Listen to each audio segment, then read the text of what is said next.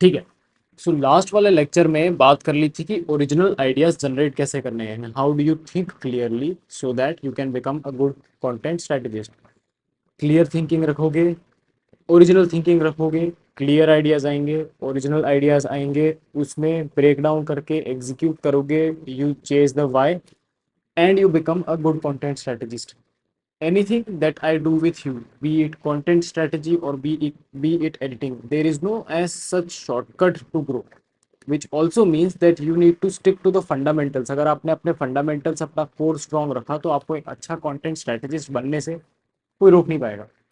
So this specific module is just about letting you know कि content strategy के fundamentals क्या क्या होते हैं और किस किस तरीके से होते हैं. अभी तक I was just giving you कि क्या क्या टूल्स होते हैं कंटेंट स्ट्रेटजी के. ओरिजिनल थिंकिंग हो गई, फर्स्ट प्रिंसिपल्स थिंकिंग हो गई, पैटर्न रिकॉग्निशन हो गया, पैटर्न स्पॉटिंग हो गई, उसको पोजीशन किस तरीके से करते हो, आपकी ऑडियंस को क्या पसंद है क्या नहीं पसंद है उसको कैसे फिगर आउट करोगे.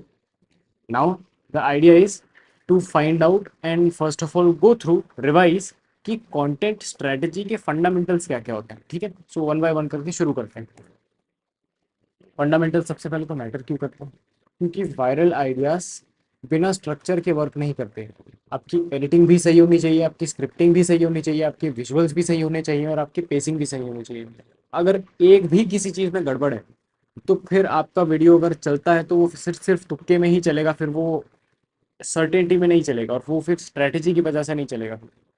इफ़ यू वांट कि आपका वीडियो सिर्फ तुक्के में चल जाए देन गोइंग विदाउट फंडामेंटल्स और going against fundamentals is okay, but if you want to focus on fundamentals then you have to focus on the editing.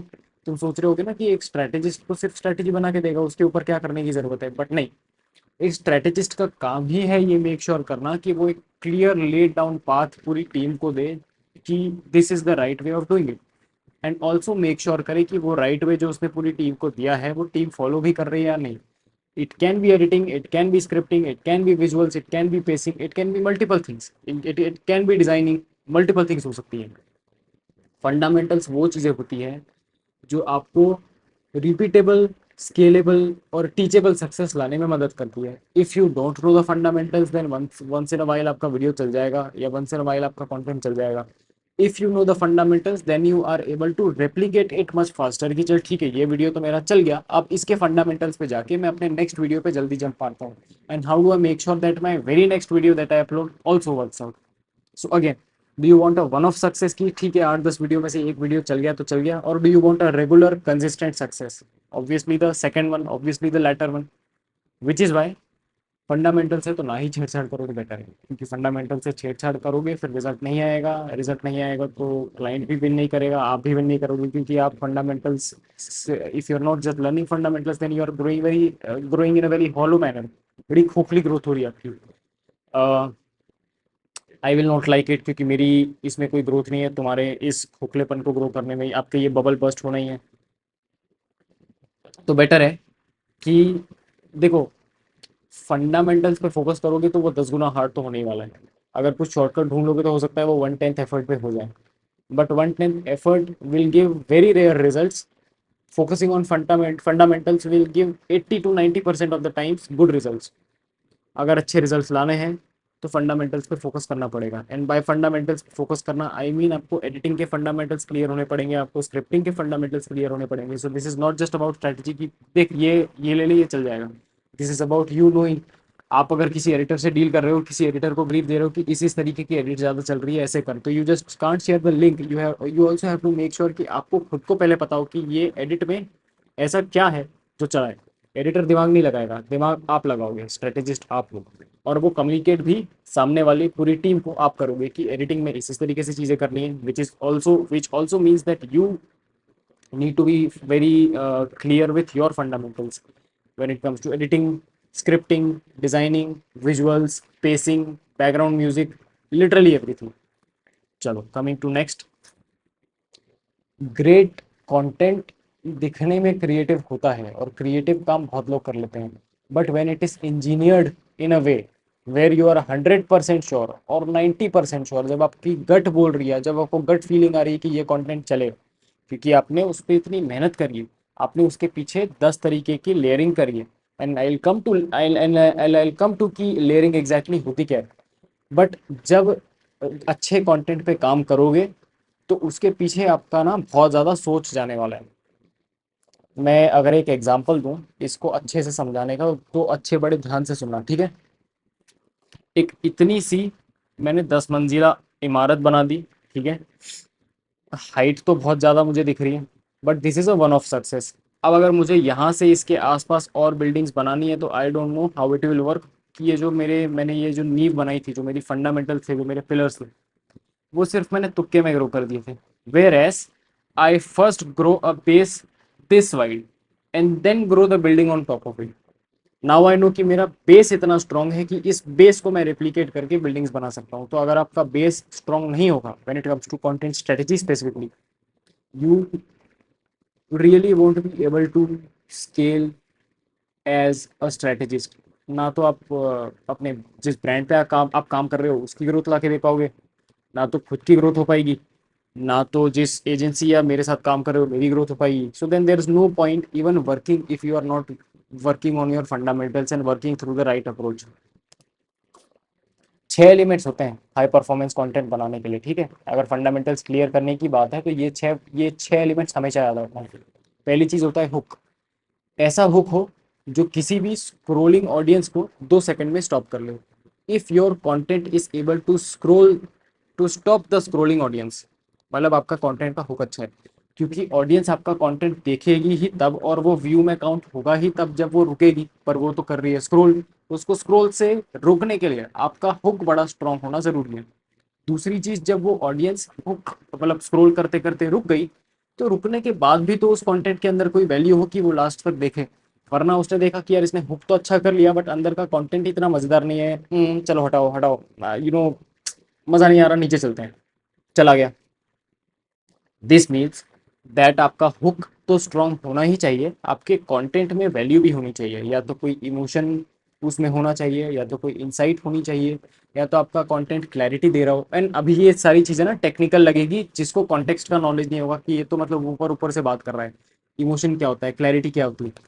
We will come to some specific exercises after these modules. Once you go through these modules once, and I'll let you go through these modules one by one again and give you specific assignments to work on. फिर आपको idea लगेगा कि अच्छा इसको insight बोलते हैं, इसको clarity बोलते हैं, इसको सेटिस्फैक्शन बोलते हैं।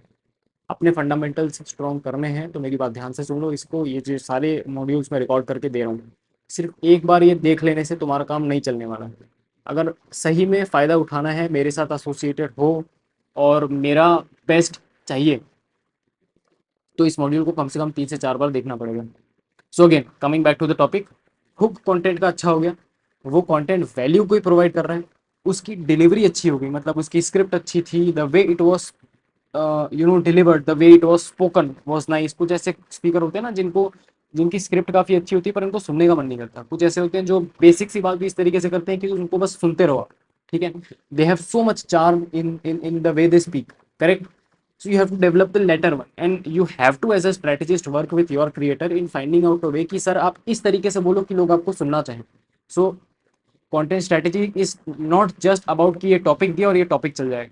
ये टॉपिक के अंदर क्या बातें होंगी, ये टॉपिक को किस तरीके से प्रेजेंट किया जाएगा, ये टॉपिक किस तरीके से हम बनाएंगे जिससे ऑडियंस लास्ट तक रहे, which is the fourth point, retention. की you don't only have to make sure that the audience stops scrolling, audience रुक तो जाएगी बट वो लास्ट तक देखेगी ही तब जब आपने रिटेंशन पे फोकस किया होगा। एंड रिटेंशन आप अपनी स्टोरी से बना सकते हो, रिटेंशन आप जो अपनी एडिटिंग की पेसिंग करोगे उससे बना सकते हो। And we will come to that again, I am saying उस पर आएंगे बाद में कि पेसिंग एग्जैक्टली होती क्या है। मैं तुमको बैठ बैठ के एग्जाम्पल नेट पिकिंग करवाऊंगा कि इसको पेसिंग बोलते हैं, इसको इमोशन बोलते हैं, इस तरीके से इसको, this is called clarity of speech, ठीक है।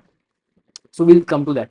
But just to brush up your basics once, just to introduce you to the elements of a high performance content, ये कुछ कुछ चीज़ें होती हैं।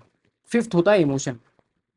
इफ देखो, human beings are emotional creatures. Whenever we make someone feel something, वो हमसे जुड़ जाता है एक तरीके से।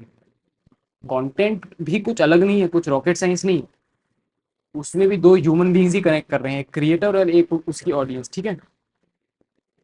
It's just that the social media has given them the medium to communicate at a large scale. Nothing else. Communication आज भी कम्युनिकेशन के फंडामेंटल्स सेम ही है, बस सोशल मीडिया आने से उसको हमने थोड़ा सा फ्रेम अलग तरीके से कर दिया या थोड़ा सा मोल्ड अलग तरीके से कर दिया। तो if you communicate a certain kind of emotion in front of the camera, it gets communicated to the audience. मतलब आपके कंटेंट में इमोशन होना भी ज़रूरी है। एंड लास्ट चीज़, specially and specifically talking about the short form content, आप देखोगे शॉर्ट फॉर्म कंटेंट सबसे ज़्यादा क्यों चलता है। शॉर्ट फॉर्म कंटेंट के ये जो हाई परफॉर्मेंस के एलिमेंट्स है ना, एग्जांपल इसमें आपकी हुक अच्छा हो जाएगा, आपकी वैल्यू अच्छी हो जाएगी, आपकी डिलीवरी अच्छी हो जाएगी, सब हो जाएगा। तो इंस्टाग्राम ने या एल्गोरिदम ने आपके कंटेंट को राइट ऑडियंस तक पहुंचा तो दिया, लेकिन जब तक वो ऑडियंस, वो होता है ना, तुमने सुना होगा the best kind of marketing is the word of mouth. तो जब ऑडियंस आपके कंटेंट को शेयर करती है तो वो क्या कर रही है अपनी स्टोरी पे, जब when the audience shares your stories on their Instagram stories, what are they exactly doing? They are doing your word of mouth। ठीक है, they are doing your word of mouth, which means कि जहाँ normal cases में जब तुम लो performance content, एकदम भद्दा content डाल रहे थे, वहाँ पे सिर्फ 2 से 3 लोग तुमको सपोर्ट कर रहे थे और 2 से 3 लोग तुम्हारे कंटेंट को शेयर कर रहे थे, क्योंकि तुम्हारा कंटेंट वर्थ शेयरिंग ही नहीं था। तुम्हारा कंटेंट डिजर्व ही नहीं करता था कि इसको शेयर भी किया जाए। वर्सेस नाउ आपने ऐसा कंटेंट बना लिया जो डिजर्व करता है कि लोग इसको शेयर करें। People will start promoting your content, people will start using and utilizing it on their Instagram stories. तो इमेजिन, जहाँ सिर्फ 2 से 3 लोग प्रमोट करते थे और 2 से 3 लोग की 250 की फॉलोअर्स होंगे, मतलब जैसे कॉमन फ्रेंड्स होते हैं तो 250 300 लोग हमसे कनेक्टेड होते हैं इंस्टाग्राम पे। तो जहाँ सिर्फ 2 लोग आपको प्रमोट कर रहे थे, तो 250 सिर्फ 500 लोगों तक आपका कंटेंट पहुंच पा रहा था। वहीं अगर आपके कंटेंट में इतना दम है और इतनी शेयरेबल वैल्यू है, इतने आपने सोच समझ के दिमाग लगा के बनाया है कि समहाउ 2 लोगों की जगह 10,000 लोगों ने शेयर कर दिया, और उन सब 10,000 लोगों की अप्रोक्सीमेटली 250 तो फॉलोवर्स होंगे। तो नाउ यू जस्ट कैलकुलेट कि 250 इंटू 10,000 कितने सारे लोगों तक आपका कंटेंट पहुंच गया। अब उस पर कितने क्लिक करेंगे, कितने नहीं करेंगे, कितने स्किप कर देंगे, that is a separate thing. But कितने लोगों तक आपका कंटेंट पहुंच गया लेस अमाउंट ऑफ टाइम में, that is something that fascinates me. इसीलिए मैं शेयर्स पे बहुत ज़्यादा फोकस करता हूँ कि यार मैं ऐसा कुछ कैसे बना दूँ कंटेंट में कि उसमें ऑटोमेटिकली लोग उसको शेयर करके प्रमोट कर दें। And once I am able to crack that, then I am very satisfied कि यार ये कंटेंट तो चलना ही है, this content is suppose to work, there nothing in the world आज, मतलब आज तक ऐसा कुछ बना नहीं है जो इस कंटेंट को चलने से रोक पाए। You need to have that level of confidence whenever you are uploading some content, because if you not have that level of confidence, which means कि तुमने मेहनत ही नहीं करी।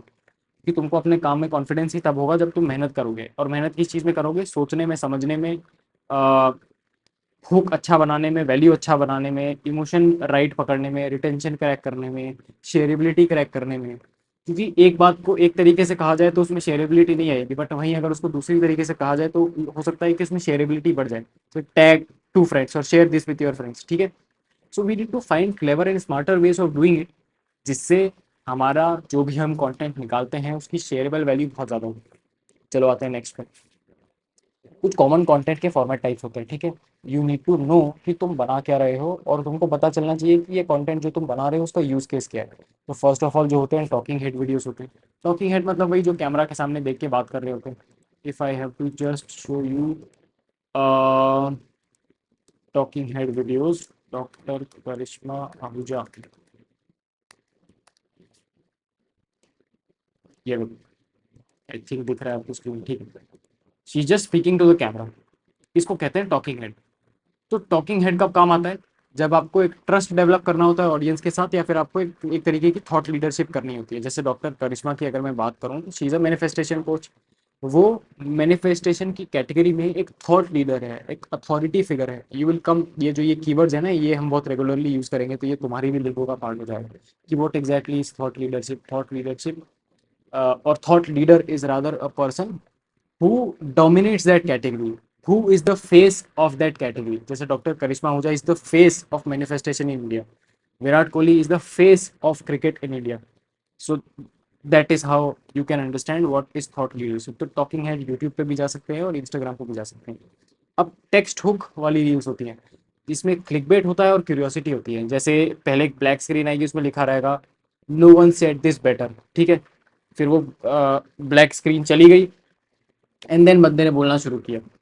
तो पहले स्क्रोलिंग ऑडियंस को आपने रोक लिया कि no one said this better, अच्छा ऐसा क्या बोला है, क्यूरियोसिटी जनरेट होगी, and then the reel got started. तो ऑटोमेटिकली जैसे क्यूरियोसिटी जनरेट हुई, audience started watching the video with the right expectation, and then obviously it click. Montage plus B rolls वाली रील होती है, ये तो हम लोग भी आजकल माइडस पे कर रहे हैं। तो you can just see it ऐसे, इनको बोलते हैं मोन्टाज वाली रील्स। ये देखो, हाँ शादी पार्टी के ऑर्डर लिए जाते हैं, ऐसा माइंड स्टूडियो के इंस्टाग्राम पे लिखवा दो। लगता हूँ मैं फिर भी, हाँ फिर भी क्या कहेगी ये, क्या मेरी सारी बातें हैं फिर भी, मैं फिर भी जान लेगी ये। बारी मेरा दिल ले गया, अपना खंजर मारा सीना मेरा छील के गया, मेरी कील वाली हील ले गया, मुझे लगा लगी आग साला फील ले गया, मेरी गली में आता। समझ लो, back to back back to back back to back B rolls आ रहे हैं, और वो बी रोल्स के साथ आप अपना कुछ जो भी whatever life you are leading या लिविंग वो लगा रहे हो उसमें। कराउजल्स होते हैं जो वो स्लाइडर पोस्ट देखे हैं आपने, स्लाइडर पोस्ट किस तरीके के होते हैं ना, वो भी बताता हूँ। ये देखो,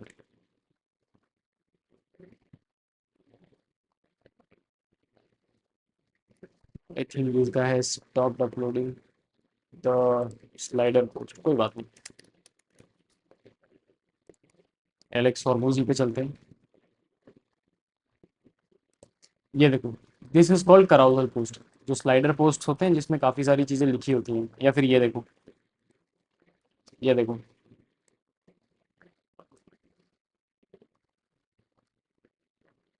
ये देखो, ठीक है, समझ रहे हो। लास्ट है सिनेमैटिक वॉइस ओवर, एक बैकग्राउंड में वॉइस ओवर चल रहा है, जो एक बहुत स्ट्रॉन्ग इमोशन, मान लो माँ पे बात हो रही है और उसके ऊपर सारे बी रोल्स लगे हुए हैं या मूवी के सीन्स लगे हुए हैं जिसमें मदर सन का रिलेशनशिप बताया गया। तो this is also almost similar to montage plus B roll, but montage plus B roll is more about कि हम कैसी लाइफ जी रहे हैं, and cinematic voice over is more about कि आप एक पूरी एक स्टोरी क्रिएट करते हो, एक पूरी कहानी क्रिएट करते हो, एंड देन उस पर आप कुछ बनाते हो। हर फॉर्मेट का एक यूज केस होता है, हर फॉर्मेट का एक मतलब होता है, हर फॉर्मेट एक पर्पस सर्व करता है। हर किसी को हर जगह यूज कर लोगे तो काम नहीं करेगा। You need to be very clear with the purpose, and if you are not then you have to ask me कि इस ब्रांड का पर्पस क्या है, and then based on that purpose you have to figure out content formats. फिर उस content formats में जाके फिर आप फिगर आउट करोगे कि अब मुझे किस चीज़ की बात करनी है। तो अलग अलग तरीके के बातें सेम ही हो रही हैं, बातें करने का तरीका अलग है। बातें तो 10,000 साल पहले भी सेम थी, आज भी सेम है, ठीक है। जो कंटेंट यूट्यूब पे अपलोड हो रहा है, ऐसा नहीं कि बहुत कुछ क्रेजी बातें हो जा रही है, बातें वही सारी सेम है। There is nothing called original, there is literally nothing और very few things that come under the original idea category, but the way these ideas are presented, और ये बातें जिस तरीके से प्रेजेंट की जा रही है उनका तरीका जितना यूनिक है ना, that is what makes a content or differentiates between a high performance content and a low performance content। तो हमें ऑब्वियसली हाई परफॉर्मेंस कंटेंट पे जाना है, मतलब हमें हमारे कंटेंट को बनाने का तरीका चेंज करना पड़ेगा, ठीक है, समझ रहे हो। विच मीन्स एक स्ट्रेटेजिस्ट को पूरी टीम के साथ बैठ के फिगर आउट करना पड़ेगा कि ये कंटेंट को बनाने का तरीका क्या है, मेथड क्या है। ये 12 पॉइंट क्वालिटी चेकलिस्ट होती है जिससे आपको पता चल जाएगा, या एक इंस्टिंक्ट आपकी डेवलप होने लगेगी कि यार ये कंटेंट स्ट्रॉन्ग है या नहीं। क्या फर्स्ट 2 सेकेंड्स जो आपने अपना वीडियो बनाया है वो आपको स्टॉप कर पा रहे हैं स्क्रॉल करने से या नहीं, शायद में भी नहीं कर पा रहे हैं, चलो कुछ चेंज करते हैं। अच्छा कर पा रहे हैं, चलो ठीक है, ये टेस्ट पास हुआ, आते हैं नीचे। जो इनसाइट दी हुई है, क्या वो इंस्टेंटली क्लियर है या बहुत दिमाग खपाना पड़ रहा है या बहुत दिमाग लगाना पड़ रहा है सोचने के लिए। If the insight is not very clear, which means वो आइडिया क्लियरली कम्युनिकेटेड नहीं है, तो no one on the internet cares, ठीक है, and they will not give you time to understand, they will just scroll away, which means you have to be very precise and clear with your communication when it comes to content. क्या इस video की pacing too fast है, too to slow है, या just at the right pace है। क्या visual branding of this entire video consistent है, या कहीं कुछ कलर यूज हो रहा है, कहीं कुछ कलर यूज हो रहा है, कहीं कुछ फॉन्ट यूज हो रहा है, कहीं कुछ म्यूजिक यूज हो रहा है। Is there any kind of consistency in the visual branding. जो कट्स और एडिट है, क्या वो पर्पसफुल है या वो ओवर किल कर दिया गया है, या वो अंडर मतलब एकदम इतना रैंडम बना दिया है कि चांस ही नहीं लग रहा कि ये चलेगा। जो टेक्स्ट है, क्या वो रीडेबल है या फिर ये बहुत छोटा कर दिया गया है, क्या टेक्स्ट बहुत बड़ा किया है या छोटा किया है, या जस्ट द राइट साइज किया हुआ है। जो मैं ये कंटेंट निकाल रहा हूँ, क्या ये कोई रियल इमोशन भी हिट करता है, या दिस इज जस्ट कि मैं अपनी बस एक देवता मोड में बैठा हुआ हूँ कि मुझे लग रहा है ये कंटेंट चलेगा। Is there any level of critical thinking involve, क्या मैं डबल थिंक ट्रिपल थिंक खुद से कर पा रहा हूँ कि यार let me be honest with myself, does this reel hit a real emotion or not? Does it feel like a copy of someone else? क्या मैंने कहीं से कुछ कॉपी पेस्ट कर लिया है, या फिर I have tried to create something original, or I have tried to mix 4 to 5 styles and create something that is kind of unique? क्या ये कंटेंट लोगों को ट्रिगर करेगा?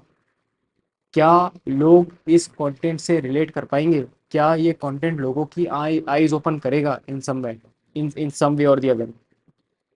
क्या आप अगर इस वीडियो को देख रहे हो तो क्या आप इस वीडियो को सेव करते? क्या आप इस वीडियो को देख रहे हो तो आप अपने किसी फ्रेंड के साथ शेयर करते? क्या आप इस कंटेंट को देखने के बाद इस ब्रांड को ट्रस्ट करते? So these are all just question जो आप अगर थोड़ी सी भी कॉमन सेंस लगाओगे ना, और थोड़ी क्रिटिकल थिंकिंग जिसको बोलते हैं कि you just have to become a no bullshit person. आपको खुद से झूठ नहीं बोलना, सच बोलना है। अच्छा नहीं कर रहा है ना इमोशन हिट, कोई बात नहीं, मैं फिर से मेहनत करूंगा इस रील पे, बट मैं ये कचरा रील नहीं जाने दूंगा। I don't want to upload a 4 on 10 reel, but I will definitely upload a 9 on 10 reel. अब जब 4 on 10 रील है तो मेरे को पता है कि ये तो चलनी नहीं है, इस रील के चलने के कोई चांसेस ही नहीं है, तो फिर मैं अपलोड ही क्यों कर रहा हूँ? Correct? which means I need to make sure and become and be very honest with myself when it comes to this checklist। मुझे खुद को ये धीरे धीरे करके इंस्टिंक्ट डेवलप करनी पड़ेगी एज अ स्ट्रेटेजिस्ट कि ये कंटेंट चलने लायक भी है या नहीं चलने लायक है। देखो, जो डिजर्व करता है लोगों की अटेंशन वो तो पा ही लेगा। जो नहीं डिजर्व करता है लोगों की अटेंशन, आपको आप चाहे उस पर कितना भी पैसा लगा के एड्स लगा के उसको पुश करने की कोशिश करो, वो नहीं चलेगा। Which makes me come back to the first slide before I move ahead कि फंडामेंटल्स काफी इंपॉर्टेंट है। फंडामेंटल से छेड़छाड़ करोगे तो कहीं के नहीं रहोगे। एडिटिंग सिर्फ पॉलिश करने के लिए नहीं, एडिटिंग पावर है। क्या आपका जो कंटेंट है वो फास्ट पेसिंग डिजर्व करता है, या फिर आपकी फास्ट पेसिंग इतनी ज़्यादा फास्ट हो गई कि वो क्योटिक हो गई है? You have to create the video with the right pace. क्या आपके सही जगह पे जूम्स लगे हैं? क्या आपका म्यूजिक उस इमोशन से मैच कर रहा है? क्या आपके कंटेंट में कट्स अच्छे हैं या नहीं है? Everything makes sense and everything serves a purpose, nothing is random when it comes to content।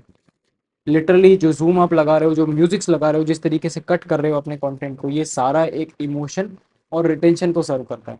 ये सारी चीज़ें मिलके एक कंटेंट को एक तरीके का इमोशन बनाती है जो लोगों को या तो अच्छा लगता है, जिससे लोग रिलेट करते हैं, या लोगों को अच्छा नहीं लगता है। एडिटिंग कंटेंट की बॉडी लैंग्वेज है। मतलब अगर आप एक स्ट्रैटेजिस्ट हो तो सबसे पहले तो आपको एडिटिंग के फंडामेंटल्स आने पड़ेंगे कि एडिटिंग एग्जैक्टली होती क्या है। How do you figure out कि मैंने आपको एक एडिटर दिया जिससे आपको एडिट करवानी है इस प्रोजेक्ट को चलाने के लिए, तो how do you figure out कि ये राइट एडिटिंग कर रहा है या फिर ये मेरा काट रहा है? समझ रहे हो? You need to know editing first ना, जिससे आप पता कर पाओ कि ये सामने वाला बंदा मेरे को राइट एडिटिंग एडिटिंग दे पा रहा है या नहीं दे पा रहा है। क्यों क्यों? क्योंकि मैं कह रहा हूँ कि आपके कंटेंट के चलने के चांसेस एडिटिंग डिटरमाइन करता है। एडिटिंग से आपको पता लग जाएगा कि आपका कंटेंट चलने लायक है या नहीं। Editing solves a lot of things, it changes everything when it even if words are the same. बातों को कहने का तरीका मैटर बहुत करता है। जैसे मैं तुमको एक एग्जांपल सुनाता हूँ, ठीक है? तुम बड़े बड़े ध्यान से सुनना और ये देखना कि कितना डिफरेंस आता है। पहले मैं आपको सुनाऊंगा एक रील जिसका हमने सब कंटेंट अच्छा बनाया, लेकिन उस म्यूजिक से मैं सेटिस्फाइड नहीं था। तो यू विल सी कि कंटेंट बहुत स्ट्रांग है, उसकी एडिटिंग भी अच्छी हुई है, बट वो स्पेसिफिक म्यूजिक पे क्या पता, मतलब मुझे मज़ा नहीं आ रहा था। वो इमोशन जो है ना, जो ट्रिगर होने वाली बात है, जो 12 पॉइंट चेकलिस्ट में एक इमोशन वाली बात है, वो ट्रिगर ही नहीं हो पा रहा था। तो देन ये वाला रील था जिसमें इमोशन ट्रिगर नहीं हो रहा था। तो मैं पहले आपको बिफोर बताऊंगा and then I will move on to the after. Alarm बजा 6:30 बजे। आई गॉट अप, शीशे में अपनी शक्ल देखी और एक आवाज बोल रही थी, यार दिव्या तू क्यों कर रही है जो तू कर रही है? ऑनेस्टली आई डोंट नो, अच्छी खासी लाइफ है, चिल करो, फ्रेंड्स के साथ हैंग करो, बच्चों के साथ टाइम स्पेंड करो, लेकिन क्यों मैं स्ट्रगल करती हूँ, मैं पुश करती हूँ, पॉडकास्ट करती हूँ, फंड करती हूँ, रेवेन्यू के लिए कर रही हूँ या ग्रोथ के लिए कर रही हूँ। Survival is just a small part of it. वो तो कब का पॉसिबल और क्लियर हो गया था।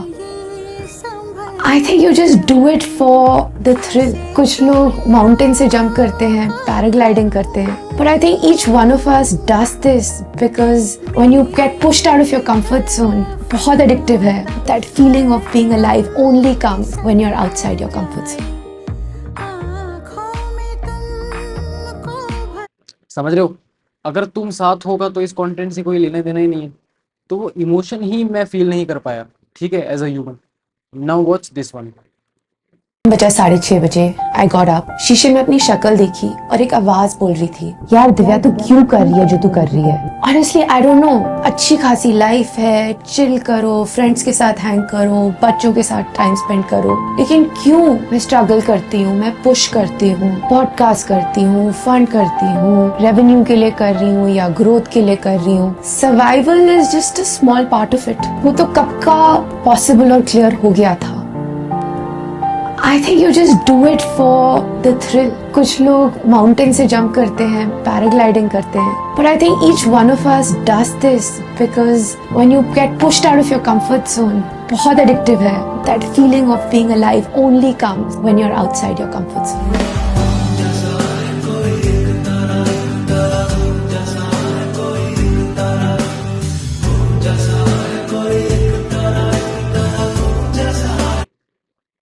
ठीक है, जस्ट अ सेकेंड।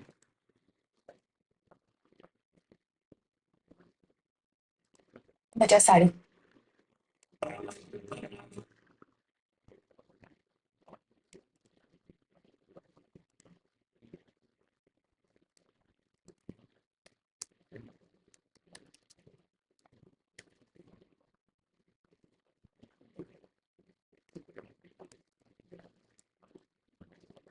ओके, तो एक बात समझ रहे हो, इस वाली रील में कितना अच्छे से इमोशन फील किया, लेकिन वो पहले वाले जब वो अगर तुम साथ हो बाहों में तुमको भरूं में नहीं कर पा रहे थे, क्योंकि वो बात ही नहीं हो रही थी। विच मीन्स जो बात कर रही है उस बात के साथ उस म्यूजिक का भी जाना जरूरी है। You just can't put random things and then expect somehow की चीज़ें वर्क कर जाए, ऐसा नहीं होता। You have to be very certain, you have to be very research oriented when it comes to content. देखो क्या लिखा है स्क्रीन पे, emotion is the multiplier, content that makes people feel wins over content that just looks good. सिर्फ अच्छा दिखने के लिए कंटेंट नहीं बनाना है, बट ऐसा कंटेंट बनाना है जो लोगों को कुछ फील करवा पाए। अगर आपका कंटेंट लोगों को कुछ फील ही नहीं करवा पा रहा है तो फिर आपका कंटेंट किसी काम का ही नहीं है। आपको आपके कंटेंट की इमोशनल टोन पकड़ना बड़ी ज़रूरी है कि क्या इसमें क्यूरियोसिटी है, क्या इसमें टेंशन है, क्या इसमें सेफ्टी है, प्राइड है, डिस्गस्ट है। एंड बेस्ड ऑन दैट आपको अपनी डिलीवरी स्टाइल सेट करनी पड़ेगी, आपको अपना म्यूजिक सेट करना पड़ेगा, आपको अपनी the way you speak set करना पड़ेगा, आपको अपनी टोनैलिटी सेट करनी पड़ेगी। Everything goes hand in hand once you are very clear. तो एक नॉर्मल स्ट्रेटेजिस्ट किस तरीके से सोचता है कि सर ये स्क्रिप्ट है, ये बना के दे दो। एक टॉप टीयर स्ट्रेटेजिस्ट किस तरीके से सोचता है कि सर ये वीडियो है, इसका ये टोन है, इसका ये ऑब्जेक्टिव है, ये इस तरीके से बना रहे हैं, इसको इस तरीके से आप डिलीवर करो, इसमें ये चीज़ें ऐड करो, यहाँ पे पॉज आएगा, इस तरीके से ad. They are very clear. जितना I heard this somewhere, Aamir Khan की मैं फिल्म मेकिंग स्टडी कर रहा था, तो he says that the god lies in details. once you start focusing on the details ना, there's no going back, because then you are very sure कि ये चीज़ चलेगी तो क्यों चलेगी। तो एक स्ट्रेटेजिस्ट जितना डिटेल ओरिएंटेड वर्क करेगा उतना ज़्यादा चांसेस हैं उसके काम के चलने के। And like I was saying the last point of this thing, your job as a strategist is to guide the editors and the writers ये इमोशनल अलाइनमेंट बनाने के लिए। क्योंकि राइटर ने किसी अलग इमोशन से लिखा है, एडिटर ने किसी अलग इमोशन से बना दिया, तो फिर तो there is no point of even creating this ना। मतलब आपको वो इमोशनल अलाइनमेंट लाना ही तो मेन चीज़ है, तभी तो आपको कंटेंट चल पाएगा और लोग उसको उससे रेजोनेट कर पाएंगे, रिलेट कर पाएंगे। अगर वही नहीं करेंगे तो फिर तो कोई पॉइंट ही नहीं है कंटेंट बनाने का। स्ट्रॉन्ग कंटेंट जो भी होता है उसमें क्लैरिटी होती है, उसमें इमोशन होता है और ऑब्वियसली उसमें क्राफ्ट एडेड होता है। तो कोई भी अच्छा कंटेंट है वो रैंडम नहीं है, वो रिपीटेबल है, वो वेल थॉट आउट है, उसमें बहुत दिमाग लगाया गया है, उसमें बहुत सोचा गया है। आपका हुक मैटर करता है, आपका स्ट्रक्चर मैटर करता है, आपकी पेसिंग मैटर करती है, आपकी टोन मैटर करती है, लिटरली वेरी बहुत सारी चीज़ें मैटर करती है आपके कंटेंट में। एक 12 पॉइंट की चेकलिस्ट बनाओ और इस 12 पॉइंट की चेकलिस्ट को यूज़ करो लाइक अ वेपन। ये जो 12 पॉइंट की चेकलिस्ट मैंने पीछे दी हुई है इसको एज अ वेपन यूज़ करो, जिससे आपकी खुद की इंस्टिंक्ट अच्छी डेवलप होने लगेगी कि is this a good example of a good content or is this not an example of a good content. ये मुझे लग रहा है ये चलने लायक है, ये रियली चलेगा, इस पे तो मेरे को ही कॉन्फिडेंस नहीं है कि ये नहीं चलेगा। तो this is how you think about creativity is the soul, fundamentals are the skeleton.